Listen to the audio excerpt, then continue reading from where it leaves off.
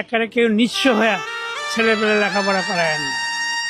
আমার অনুরোধ, একেবারে নিঃস্ব হয়ে 1 নম্বর লেখাপড়া করায়েন না। 2 নম্বর হইল যে একটা স্বপ্ন দেখে না যে ছেলে বড় হইলে ভালো বড় বড় স্কুলে লেখাপড়া করাইলে ছেলে বাপ মায়ের ডাকবে, এইটা কইরেন না। এটা তার জ্যান্ত প্রমাণ। আমি ছেলে একটাই, ওর কষ্ট লাগে না। কষ্ট লাগে। কোথায় পড়াশোনা করেছে? Saint Gregory Laxmibazar Saint Gregory school, Dhaka বিশ্ববিদ্যালয়। আমার ছেলে বিকাশ ব্যাংকের সিনিয়র অফিসার। এখনও বিয়া শাদি করে নাই, আমি এখন বিয়া শাদি করবো। বিয়া শাদি করে নিই, তারপর পরে দেখা যাবে। মানে জিজ্ঞেস করে না।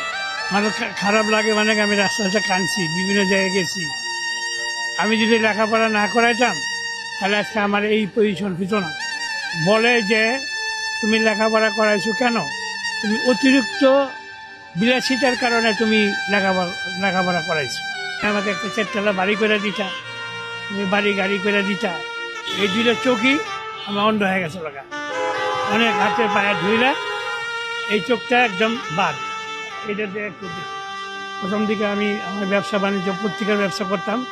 সার্জেন হাটপুলিশ অফিসের সামনে, প্রথম আলো, ডেইলি স্টার, তারপরে এই বিভিন্ন ধরনের পত্রিকা। এখানে 50 বছর ব্যবসা করছি। আমার বিভিন্ন ধরনের রোগ টোগ হওয়ার পর আমাকে আর কেউ সহযোগিতা করে না। ছেলেটারে পড়াইছি, ছেলে বলে যে তুমি এতদূর পর্যন্ত লেখাপড়া করাইছো কেন?